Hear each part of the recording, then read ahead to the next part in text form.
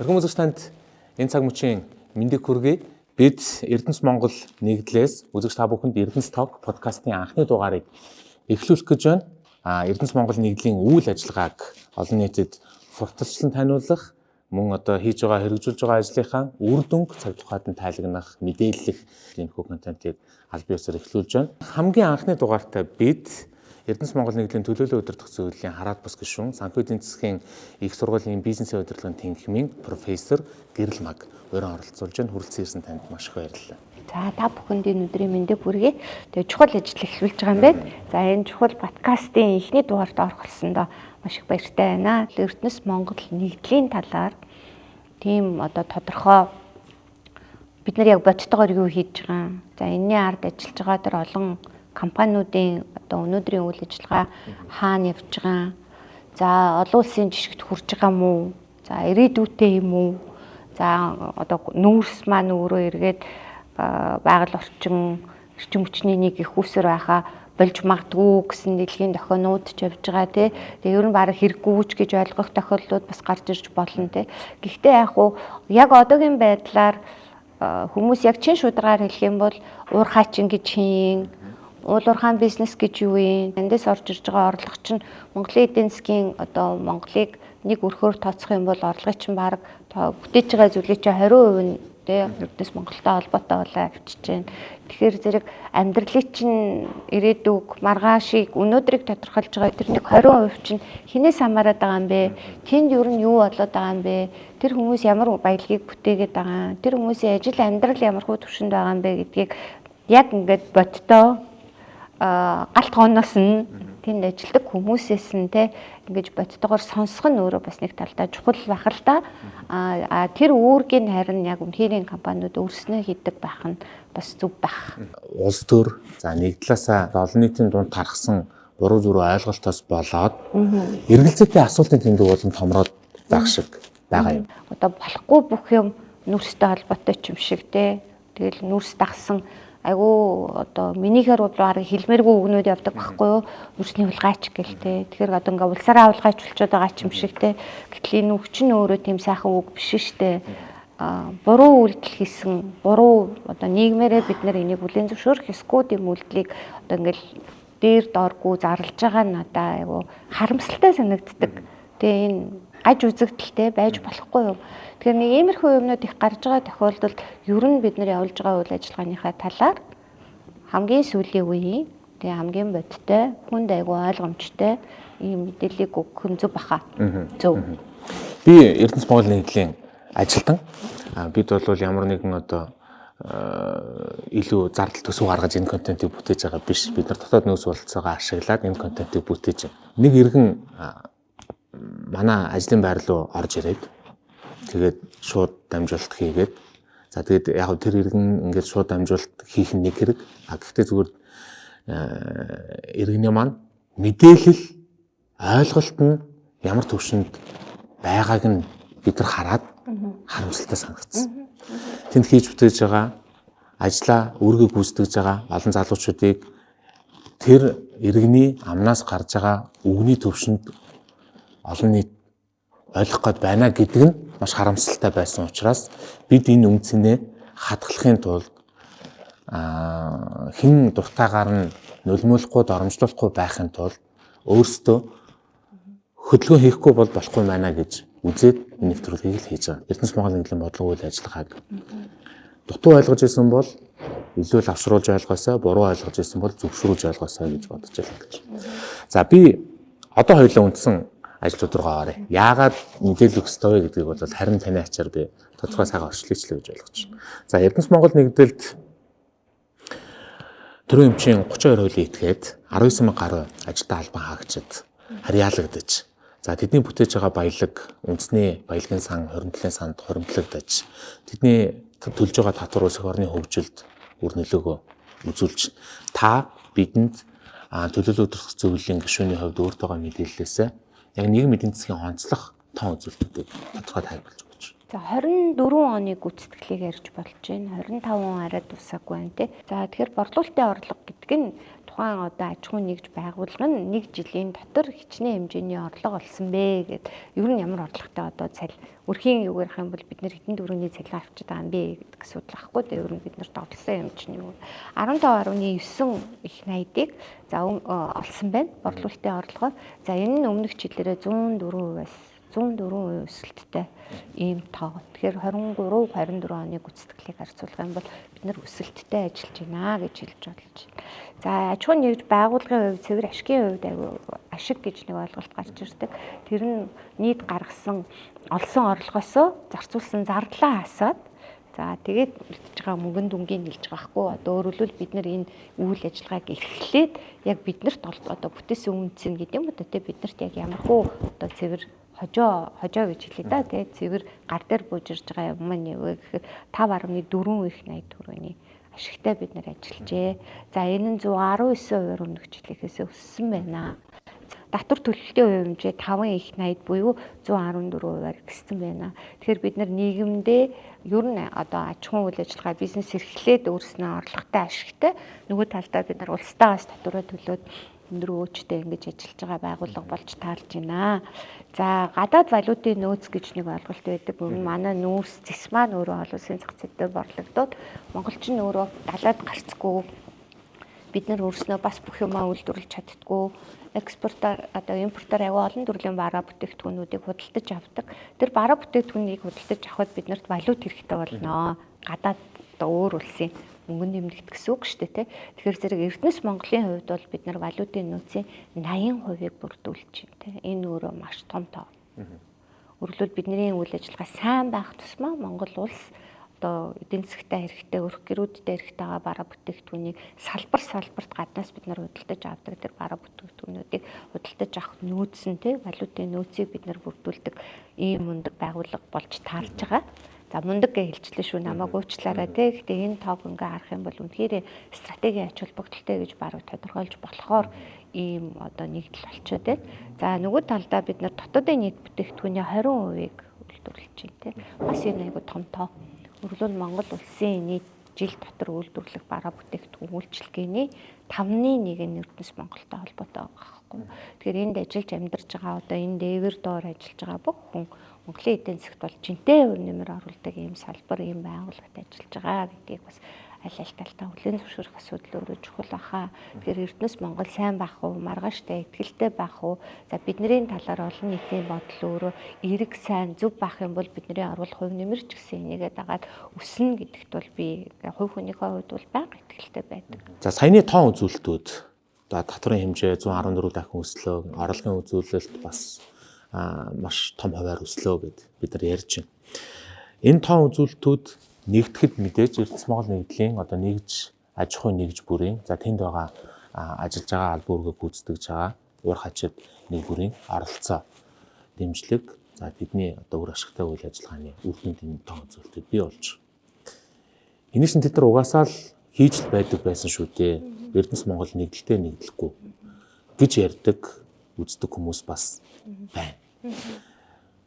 Нэгдсэн стратеги, нэгдсэн бодлого, удирдлага, нэгдсэн менежментийг хэрэгжүүлсэний ач холбогдол энэ тоон үзүүлэлтүүдийн өсөлтийн хурдад хичнээн хувиар нөлөөсөн бэ гэдэг ч юм.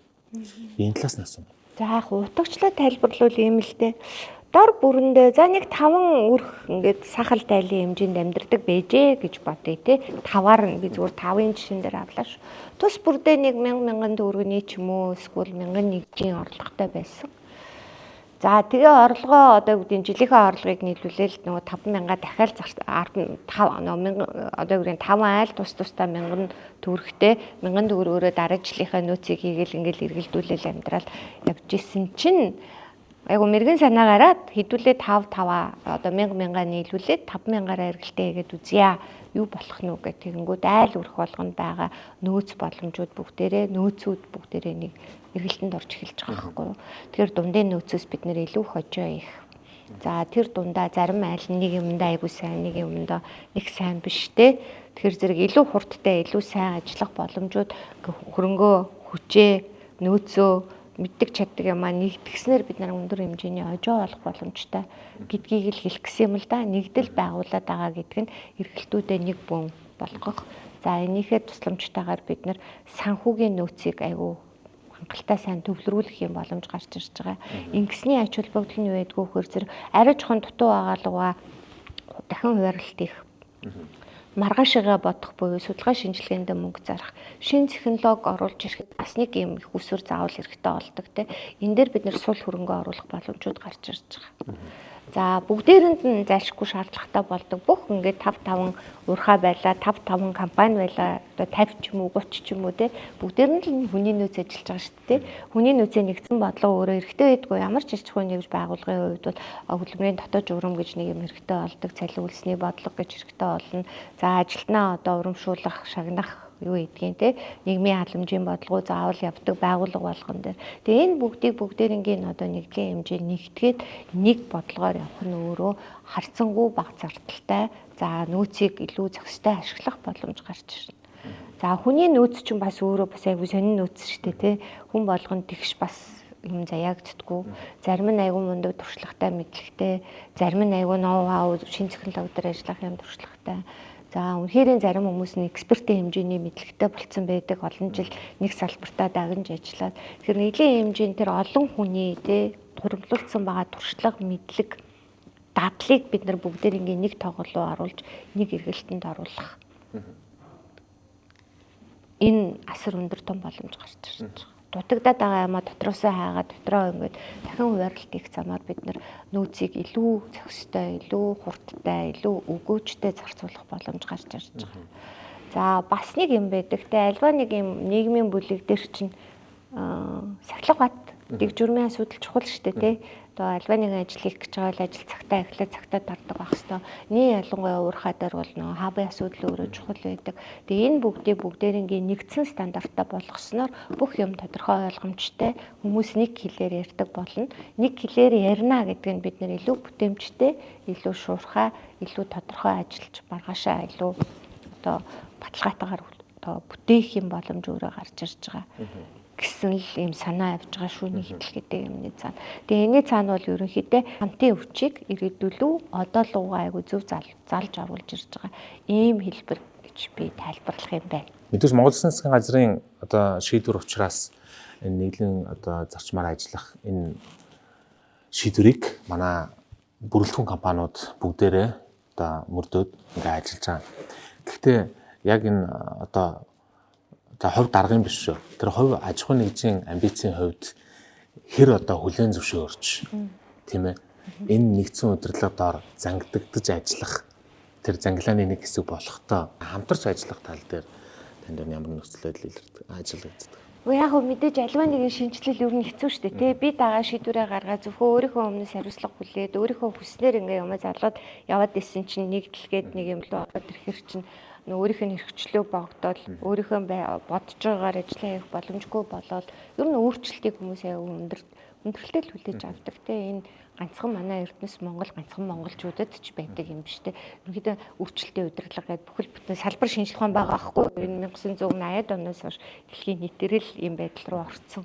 Тэгээд альва өөрчлөлтөнд хүн дасан зохицох тэрэнд бэлэн байх асуудал өөрөө чухал байдаг. Тэгээ нэгдлийн одоо яг энэ одоо өнөөдөр явж байгаа энэ загвар руу оруулж олон компаниудыг нэг чигт нь харуулах нэгдэлт байснараа илүү өгөөжтэй, илүү ашигтай гэдэг ойлголтыг төлөвшүүлэхэд бол нэлээдгүй хугацаа шаардагдсан. Гэхдээ одоо бол өгөөжтэй болоод эхэлж байгаа нь ямар ч гэсэн төслөө орж ирж байгаа асуудлууд за тэнд болж байгаа илзүүлгүүдээс бол нэлээд тодорхой харагдаж байгаа. За энэ нь яг яаж харагдаж байна гэхээр зэрэг нэгдлийн хэмжээний бүх бодлогын бичиг баримтууд тодорхой болсон. За нэгдлийн хэмжээнд байсан аюул олон тооны давхарцсан бүтцүүдийг харьцангуй одоо цөөллөө олон охин компанитай байсан өөр ашиггүй багаануудын цөөлөө тоог нь бас аюул тодорхой олгоод тавьчлаа. За төзөө нэгдлийн хэмжээнд байсан төлөөлөл удирдах зөвлөлттэй компаниудын төлөөлөл удирдах зарим зөвлөлүүдийг татан буулгаад нэгдсэн одоо удирдлагын зарчимлуу те засаглалын бас нэлээд тодорхой ойлгомжтой болгох үгнээс охин ХК-нуудыг одоо төцтэй нүлдээгээд бусад бүх охин компаниудын одоо төлөөлөл удирдах зөвлөлттэй холбоотой бүх шийдвэрүүд нь Эрдэнэс Монголын төслөө харьяалагдах жишээтэй те. Тэгэхээр зэрэг энэ дээр бүтцийн хувьд одоо төвлөрсөн ийм удирдлагатай За мэрэгжлийн мэдлэг өргөн дэлгэр ашиглагдах боломжтой. Шийдвэр гаргалтын дээр дандаа мэрэгжлийнүүдээр харахын боломжууд нь харьцангуй сайжирсан юм төвшөнд явж байгаа. Тэгэхээр мэдээж зүгээр нөө дүрм журм гаргачаал бүх юм болчихно гэж ойлгож болохгүй шүү дээ. Нүрм журмаа ойлгосны дагуу ажиллана. Ажиллаад эхлэхээр ихний үр дүнгууд аягүй сайхан гарч ирэх бах. Тэгээ ойрын 1-2 жил бол нэлээд юм өсрөнгөө хөгжлийн жилүүд гарч ирэх болов уу гэж би хүлээж байгаа.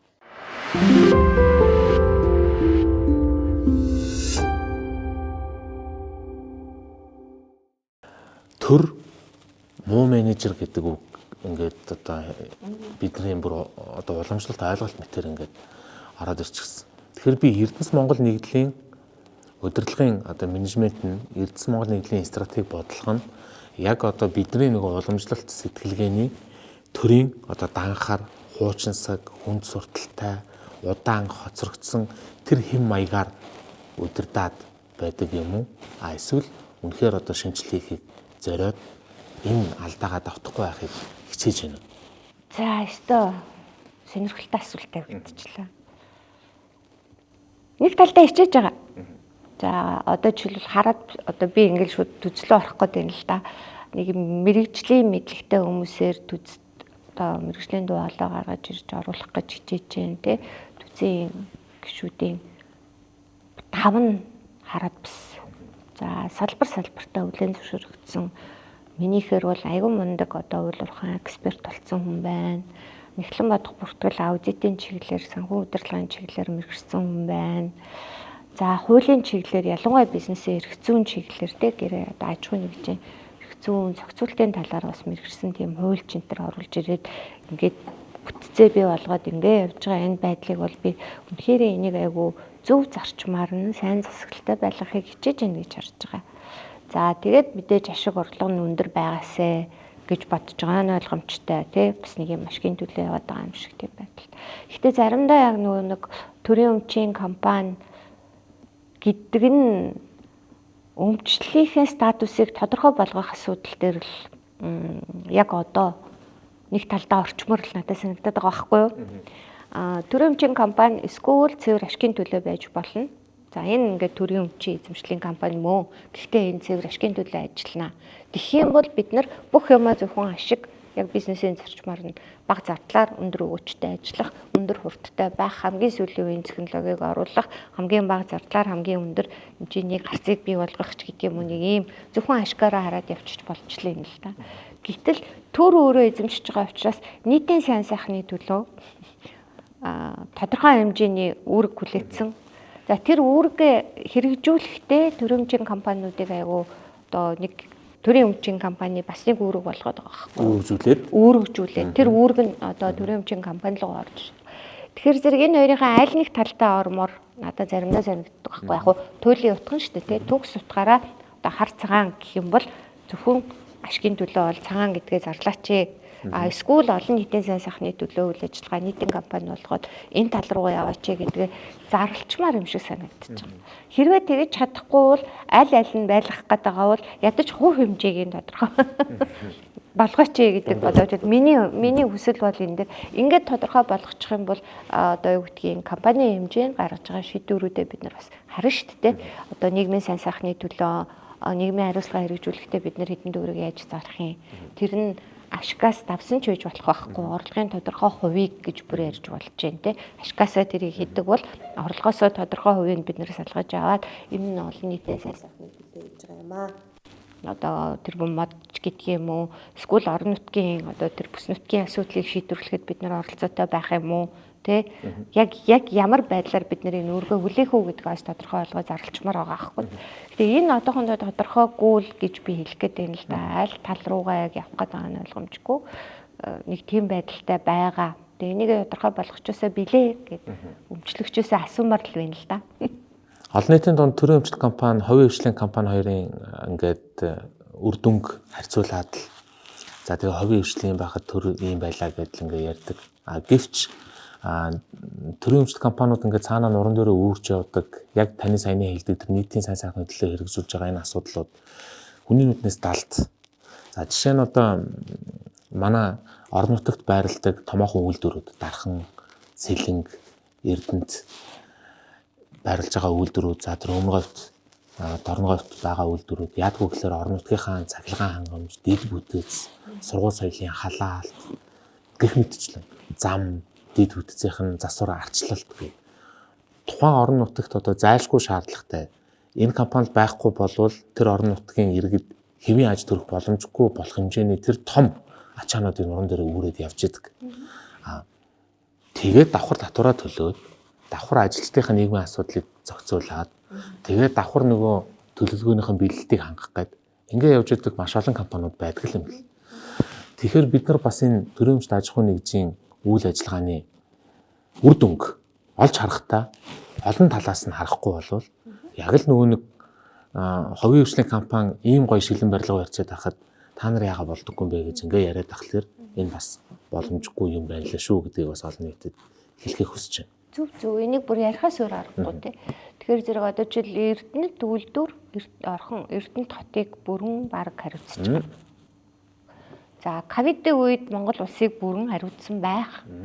Энийг манай иргэд бүгдээрээ л мэдчихэж байгаа тий. Яг энэтэй адилхан одоо олж байгаа орлогоосоо тий бүтээж байгаа баялгаасаа бид нар нийтийн сайн сайхны төлөө төрийн одоо үүргийг бол давхар төрөөс орж иж байгаа төр өмчлөгч учраас тэр үүргийг бид нар үүрээд явж байгаа маш хариуцлагатай юм ажлыг хийдэг. Гэхдээ харамсалтай нь энэ нь өөрөө энэ бизнес одоо яг цэвэр бизнес утгаар нь харах юм бол маргаашлуугаа бид нар хөрөнгө оруулалт хийх боломжийг авч байгаа. Нэг газараа бид нар таньчиж байгаа бол нөгөө газараа бид нар татаад авчиж байгаа бол нөгөө газараа бид нар байхгүй л болно гэсэн үг шүү дээ. Тэгэхээр зэрэг одоо урдтай, эрчтэй өсч чадахгүй байна. Сүүлийн үеийн ноу-хау оруулж ирч чадахгүй байна. Хамгийн сайн мэргэжлийн хүмүүсийг татаж чадахгүй байна гэж хэлээд байгаа чинь ард нь бид нар тэр нөөцийг өөр юмд те одоо орон нутгийн иргэдийнхээ сайн сайхны төлөө нийт Монгол улсынхаа иргэдийн сайн сайхны төлөө нийтийн одоо нийгмийн хариуцлагын хүрээнд хэрэгжүүлэх гэдэг юм төр өөрөө өмчлөгч нь учраас тэр үүргийг давхар үүрээ явж байгаа юм чухал нэгжүүд байгаа гэдэг бас одоо тодтогч хэлмээр байна. Яалтчгүй л энэ үүрэг давхар явж байгаа. Одоо Багнуур, Шивээ овоогийн уурхаанууд алдаг талтай ажилладаг. Шалтгаан нь айгүй олон жил одоо иргэдийнхээ төлшний одоо үнийг өсөхгүй гэл ингээл барьсан сайн санааны үднээс явцсан. Гэхдээ нөгөө талд нөгөө хоёр аж ахуйн нэгжийн үйл ажиллагаа бол үнэхээр хүндрэлтэй, алдагдлаа одоо ч гэсэн баг бүрэн нөхч чадаагүй л юм байна л та. За та бол төлөвлөлт дурдах зөвлөлийн хараат бус гишүүн. Хараат бус гишүүн гэхлээр за би зүгээр энгийнээр ойлгоход илүү иргэд олон нийтийн талын одоо байр суурийг энэ компани засаглалд бас тусгах гэж ажиллаж байгаа гэж ойлгож байна. Таны өнцгөөс Эрдэнэс Монгол нэгдлийн хамтын шийдвэр аж ахуйн нэгжийн бодлого үйл ажиллагаа руу хэр төвшөнд одоо ордог юм бэ? Бүгднгийн шийдээд л бүх худалдаа авалтыг хийгээд л бүх тендерийг нь зохицуулаад л бүх хүнийг нь шахаж оруулаад л байдаг юм шиг бас ойлгож байна. Тэгэхээр яг Эрдэнэс Монгол нэгдлийн энэ шийдвэрийн нөлөө хэр төвшөнд хэрэгждэг. Уу яг төзийн хараат бус гишүүн гэдэг нь яг үнэндээ мэргэжлийн мэдлэгтэй л хүмүүсийг татаж оруулж ирж байгаа нэг хэлбэр байхгүй юу? Яг чиний хэлж байгаа зөвлөдөө нэг талдаа олон нийтийн төлөөлөл болоод орж байгаа. Нөгөө талдаа олон нийтийн төлөөлөл нь өөрөө дандаа мэргэжлийн хүмүүс байгаа. За төзийн хэмжээнд нэг талын өнцөг давмгаалахгүй олон талын мэдлэгтэй хүмүүс ороод ирэхээр нэг талдаа төр нь өөрийнхөө одоо эрх үүрэг юу гэдгийг тий өмчийн эзэн гэдгээрээ тий хяналтаа яаж тавих уу хаашаа мөнгө оруулах уу гэдгийг шийдэж байгаа нь зөв. Гэтэ нөгөө талдаа тэр чинь хязгаарлах хүч нь бид нар дээр бас байгаа байхгүй. Тэгэхээр зэрэг төлөөлөл удирдах зүйл ингээ хараад бус гишүүдтэй хараад бус гишүүд нь өөрөө мэргэжлийн түвшинд нэлээд их тэм төлөвшсөн сайн хүмүүс ороод ирэхэд мэргэжлийн мэтгэлцээнүүд их явдаг. Хэцүүлгүүд өөрөө өргөн дэлгэр байдаг. Тэгээ энийгээ дагаад гарч байгаа шийдвэр өөрөө харьцангуй одоо өөгүй гэдэг юм уу эрсдэл багтай одоо үнэнд арай оновчтой гэдэг юм уу да тэгээ илүү сайн байх шийдвэр илүү даацтай байх боломжийг олгож өгдөг юм. Тэгэхээр төц дээр ерөн шийддэг асуудлууд бий л дээ. Бид нар стратегийн шийдвэр гаргалтуудыг гаргадаг. Тэрнээс өдөр тутмын компани одоо хэдэн хүнтэй байхын бүтцэн шийдэж өгдөг. Хэнийг авах уу, хэнийг авахгүй авах уу гэдэг бол биднэрт ерөөсөө огт хамаагүй. Энэ бол охин компаниудын гүйцэтгэх захирлын мэдлийн асуудлууд байхгүй. Ямар бараа авах юм, авахгүй авах юм бас биднэрт ерөөсөө хамаагүй. Бид нар төц дээр юуг нь баталж өгдөг вэ гэхээр зэрэг Эрдэнэс Монголын стратегийн төлөвлөгөө батлагдсан байгаа. Жил болгоны бизнес төлөвлөгөөг нь баталж өгдөг. За томоохон хэмжээний худалдаа авалтууд дээр заавал бид нар хяналт тавина. Өөрөөр томоохон хэмжээний хөрөнгө оруулалтууд гэсэн үг байхгүй юу? Одоо нийт төсөв дотор чинь хөрөнгө оруулалтын чинь зардлыг тооцож өгдөг. За тэгээд тэрийгээ дагаад бүтэц зохион байгуулалтын чинь ер нь хэдэн үнэтэй ажиллах юм бэ гэдгийг шийдэж өгнө л гэсэн үг. Тэгэхээр энэс өөр юм лөө бид нар орох ирэхгүй. Тэгэхээр бас л олон нийтийн ойлголт бол ингээд энэ бүх компаниудыг нэгтгэж жагаад тэгээд бүх зүйлийг өмнөөс нь шийдээд л ингээл юу дуртайгаа хийгээд л баруун солгоогүй захираад байна л гэдэг юм ойлголт байгаа. Гүү. Одоо нөгөө нэг төлөөлөл удирдах зөвлөл засаглал гэж яриад байгаа юм чинь ерөөсөө л хамтаараа удирдах гэдэг зарчим багхгүй юу? Одоо засаглал гэдэг том үгний цаана уг нь хамтын удирдлага гэдэг зарчим явж байгаа. Яг мөн чанараараа.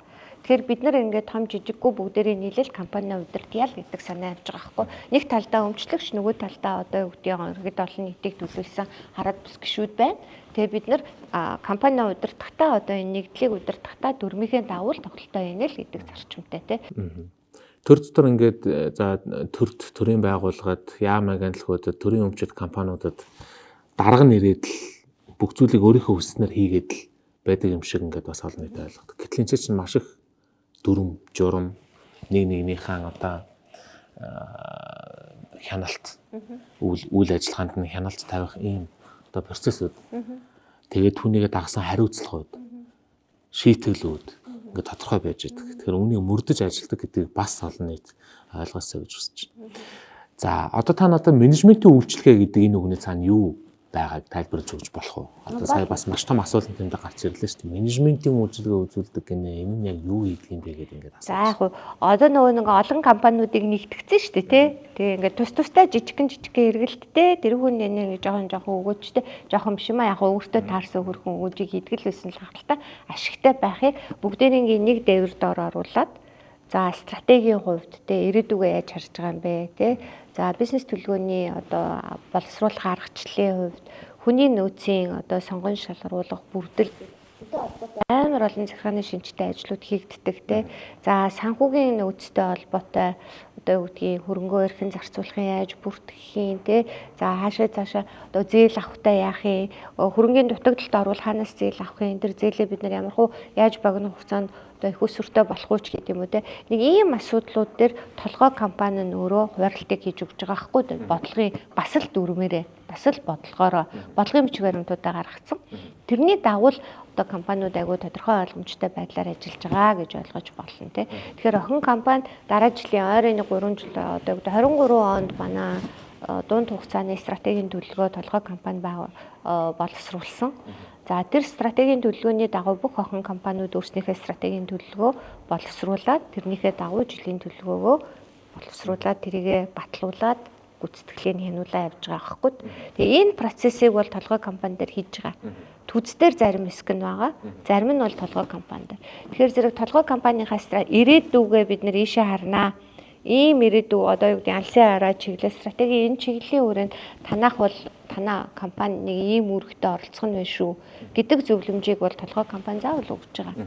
Тэгэхээр энэ нөгөө стратегийн чиглэлийн одоо менежментийн үйлчилгээ үзүүлж байгаа. Тэгэхээр нэгдэл яг нэгдсэн бодлоготой нэг чиглэл рүү харах амьсгаагаа болон алхалтаа тааруулах бүх юмыг менежментийн үйлчилгээ гэдэг юмар охин компаниудад үйлчилгээ үзүүлж байгаа байхгүй.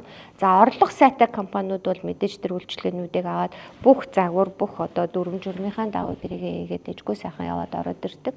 Гэтэл өнөөдөр орлого нь сайн биш байгаа компаниудыг бид нар маргаашигаа бодож ингээд санхүүжилт өгж ажилуулах шаардлага гардаг байхгүй юу? Одоо судалгаа шинжилгээний ажил дээр дагнах.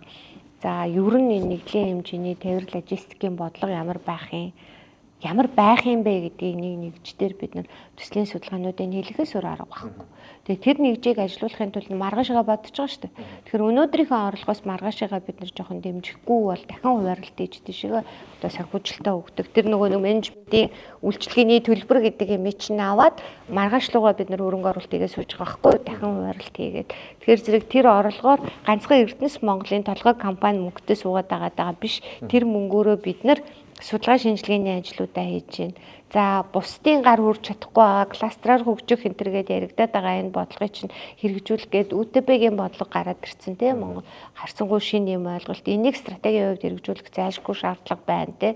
За ЖИС-ийн группийн хувьд бид нар яах юм? ховор нөгөө нэг critical mineral-ийн үед бид нар ямар бодлоготой байх юм энэ гэдэг юм чинь ерөнхийдөө ингээд бодлогоороо бариад тэрийгэ дэмжих санхүүжилтийн их усүрийг хангах юм байдлаар дахин хуваарлт хийдэг юм явж байгаа байхгүй юу. Тэгэхээр зэрэг охин компаниуд бол зөндөө одоо үйлчлэгээ нарийн мэрэгжлийн зөвлөмжүүдийг бодлогын хүрээнд авч байгаа хэ. Бодлогын бичиг баримт гарна энийг яг яаж дагаж мөрдөх юм гэдгээс нь эхлээл менежментийн үйлчлэгээний төлбөр явна шүү дээ. Нилээдгүй олон утастай тэгээ тэр нь хэрэгжигч урамтайгаа гэл ингээл хавсрага айгуу том тэрийг тэднэрт ойлгуулах тэрний дагуу ажилуулахад гарцаагүй зөвлөх үйлчлэгээ ордог. Түзээр орж ирэх гэж байгаа одоо тайлан ч юм уу те нөгөө нэг жилийн үйл ажиллагаа хасчлалын тайлан энэ төр орж ирэхэд бас л толгой компани зөвлөмж заавал орж таардаг байхгүй. Нөгөө нэг тоо баримтаа нэгдсэн нэг стандарт руу оруулах гэл нэр чинь дандаа л ажиллагаанууд энэ ажиллагаанууд өөрөө төлбөртэй. Харин тийм. Энэ ажиллагаанууд төлбөртэй. Одоо жишээ нь ингээд монголчууд юу гэдгийг гадны зөвлөх үйлчилгээ авах хэлээрээ өндөр төлбөрийг төлөх ёстой гэдгийг бол бас их сайн ойлгодог. Мэддэг. Тэгээд яг Эрдэнэс Монголын үзүүлээд байгаа үйлчилгээ нь за энэ гадаад харилцааны төвшөнд эдийн засаг нийгмийн бодлогын төвшөнд эрсдлийн одоо үнэлгээ түүнээс одоо хамгаалах бас энэ арга харгачлалын төвшөнд маш их одоо өндөр нарийн мэрэгжлийн мэрэгжилтнүүд энэ байгууллага дотор ажиллаад за ингээд олон компани, олон салбарын, олон чиглэлийн менежмент, бодлого, зөвлөмжүүдийг боловсруулад түүнийх нь үр дүнд нөгөө та бүхэн ярилцлагын эхэнд дурддагддаг 100% өсөлттэй орлогын болон татварын, баялагын сангийн хоримтлууд үүсээд урдны жилүүдтэй харьцуулахад сүүлийн 2 жилийн өсөлтийн хурд нь энэ менежмент зөв байгааг илтгэхэд байгаа энэ үр дүнгууд л гарч ирээд байна. Энэ том үр дүнгуудад хүрэхийн тулд энд ийм нэгдсэн удирдлагаар хангах аль болох бас чадварлаг мэрэгжлийн туршлагатай энэ багийг бүрдүүлэх чиглэлд Эрдэнэс Монгол нийтлийг зохион байгуулжээ гэж. Одоо бол би таны ярианаас бүр илүү авшруулж ойлгож байна. За ингээд ер нь та бүхэн энэ удаагийн ярилцлага болвол бас намайг та уучлаарай. Хитрхи энгийн зүйл асуусан байж магадгүй. Ер нь бол олон нийт яг энэ ойлгохгүй байгаад байсан энэ асуултуудад би хариулт өгөх үүднээс нэгдлийн зарчмаар ажиллах. За түүний давуу тал нь юу юм? Үр дүн нь яаж гарч байгаа юм? Дотоод зохион байгуулалт нь хэрхэн хэрэгжиж байгаа юм бэ гэдгийг бас тайлбарлуулахыг хичээлээ. Би танаас бас одоо яг уулуурхайн салбарын том нэгдлийн төлөөлөл удирдах зөвлөлийн хараат бус гишүүний ажлыг гүйцэтгэж байгаа хүний хувьд уулуурхайн салбарын тухай бас тань мэдхүү зарим нэг зүйлсүүдийг асуухыг хүсэж байна. Таны бас өөрийн бодол байр суурийг бас сонсохыг хүсэж байна. Ер нь одоо Монгол орны уулуурхайн салбарт төрдөж бай, хувийн хвшилтж бай, тулгамдж байгаа за 3 асуудлыг та товчхон нэрлэж гэвэл таны толгойд хамгийн түрүүнд ямар асуудлууд орж ирж байна? За боловсролтыг илүү гүнзгийрүүлэх асуудал их чухал байна. Хагас боловсруулсан бүтээгдэхүүн одоо эрс баялагын бүтээгдэхүүн нийлүүлэгдэж байгаа шүү дээ, тий гадагшаа. Тэгээ энийг нэг бүрэн боловсролттой болгох асуудал. Нийлүүлэлтийн гинжиглэхээ одоо үнцнийг нэмэгдүүлэх гэдэг асуудал аягүй чухал ах шүү байгаа. За энэ боловсруулах үйлдвэрүүдийг яралтай гаргах, боловсруулах үйлдвэрийнхээ ноу хау технологиг дутагшуулах, өрийн болгох гэдэг асуудал аягүй чухал байна. Хоёр дахь том асуудал нь доктортой хөгжлийн үзэл санааг доктортой уулуурхай гэдэг энэ зарчмын доор ер нь ногоон байх гэдэг асуудал өөрөө аягүй чухал үйлдвэрийн салбарт энэ дэр үнэ ээлжин тавигдаж байгаа. За олон улсын зах зээл дээр танигдах хүлээн зөвшөөрөгдөх асуудлууд бол гарцаагүй нөгөө бонзын дайлантай холбоотой юм дээр бол энэ яралтай нэвтрэх хэрэгтэй байна. Энэ хоёр дахь тулгамдж байгаа асуудал. За гурав дахь тулгамдж байгаа асуудал бол технологийн одоо ноу хау гэдэг юм уу да технологийн хөгжлийг бид нар одоо цахим гэж ярьдаг. Яг энэ нэг юм манай Монгол одоо жижиг эдийн засгтай шүү дээ бид нар хүн ам цөөтэй орны хувьд бол бид нар хэмэл оюун ухаан цахим системүүдийг хөгжүүлэх те эйжентүүдийг яралтай энэ салбар руу оруулж ирэх нь өөрөө чухал байгаа юм болов уу? Нэг ийм 3 ямиг л би чухал гэж хэлээ да. Надаа өөртөө айгүй ойрхон санагдаж байгаа юм бол бусд нь бол болох ах уу? Яагаад тэгэхээр зэрэг хүнийг бол хүн өөрөө угаасаа цаанаасаа суралцах хүсэлтэй суралцаж чаддаг субъект ахгүй юу? хэр зэрэг байгууллага нь айгүй зөв одоо ээлтэй орчин бүрдүүлээд сайн технологиудыг оруулах ч юм уу инновац хийхдээ зөв удирдлагатай, зөв зарчимтай, зөв сэтгэлтэй авах юм бол одоо Монгол хүний хөгжих асуудал бол нэг тийм айхтар асуудал биш баха гэж бодож байна. Таны тулгамдсан гэж хэлж байгаа энэ 3 асуудал Эрдэнэс Монгол нэгдлийн дундсгааны стратегид тусаж орж явж байгаа юу? Энэ асуудлыг шийдэх чиглэлд ямар тодорхой алхмууд хийхээр төлөвлөж байгаа? Цахимжих чиглэлээр бүхэл бүтэн стратеги явж байгаа. Тэгээ энэний чиглэлээр бол ер нь одоо бодлогын бичиг баримт нь батлагдаад явчихад гайгүй явчих бах. Тэгээ чиглэл аягүй тодорхой замын зураг хангалттай сайхан гарчна. Тэгээ одоо хаана очих юм ямар үр дүнтэй байх вэ гэвэл бонзын чиглэлээр бас тодорхой хэмжээний стратеги бол явж байгаа. Хөдөлгөөн нь жоохон удаашралтай. Гэхдээ ер нь удахгүй нэлээд гайгүй эргэлтэнд орчих болов уу гэж бодож байна. За цахим дотроо би нэг шинэ технологийн асуудал нийлүүлэлтийн юм дээр бол ер нь технологи боловсруулах үйлдвэрүүдийг хөгжүүлэх илүү гүнзгийрэх гэдэг талын чиглэл бас байгаа. Гэхдээ энэ дээр яг нэг хайтек гэдэг юм уу да технологийн оролцоо ихтэй байдлаар ер нь стратеги томилцсон явж байгаа. Тэгээд дунд хугацааны стратегийн хэрэгжилтийг дүгнээд эхлэхэд бол ямархуу үр дүн гарч одоо дараа жил болчих шүү дээ тий баг ер нь бол дараа жил 26 оны гүйцэтгэлээр бол ер нь харагдах байхаа. Энэ 3 чиглэлийг гурвуулангийн л чухал гэж харж байгаа. Мэдээж гарааны жилүүд явж байгаа учраас сансан үр дүн яаж хэлбэржиж гарч ирэхийг мэдэхгүй. Гэхдээ энэ бол манай уул уурхайн салбарт чухал байна. Улс ч гэсэн чухал байгаа. За ямар ч тулгамдсан асуудлуудаа шийдвэрлэх стратегийг хэрэгжүүлээд явж байгаа. За нэгдсэн бодлого удирдлагын менежмент нь эдийн засгийн үзүүлэлтүүдээр үр дүнгээ өгч байгаа. За нэгдэлд ажиллаж байгаа харьяа компаниудын үйл ажиллагаа тус бүртээ сайжраад за нэгдлэр ажиллахын ач холбогдлыг бол ойлгож байгаа гэдэг энэ одоо тодорхой өнцгөө та бүхэн ярианаас олон нийтэд хүрч байгаа бах. Одоо хамгийн анхны дугаарын зочноор Эрдэнэс Монгол нэгдлийн төлөөлөл удирдах зөвлөлийн хараат бус гишүүн Санхүү эдийн засгийн их сургуулийн бизнесийн удирдлагын тэнхимийн профессор Гэрэл маань оролцлоо. Бид маш энгийн хэлээр Эрдэнэс Монгол нэгдлийн бодлого үйл ажиллагаа түүний үр дүнгийн тухай мэдээллийг та бүхэнд хүргэхийг хичээлээ. За иргэдийн ойлгомжгүй гэж бидэнд лөө ирүүлсэн энэ асуултад хариулт өгөхийг зорилоо. Уулуурхайн салбар бол Монгол орны тулгуур бас ирээдүй. Энэ уулуурхайн салбарт хандах хандлага, олон нийтийн ойлголт, тэдэнд өгөх мэдээлэл чухал байгаа гэдгийг үндэслээд энэ нэвтрүүлгийг хийхийг бид шийдсэн. Дараагийн дугаараар та бүхэнд төрийн өмчлөх компаниудын уулуурхайн үйл ажиллагаанаас бий болж байгаа бодит үр дүнгууд бас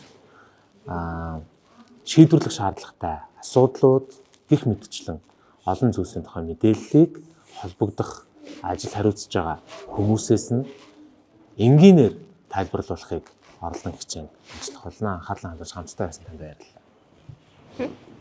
Баярлалаа.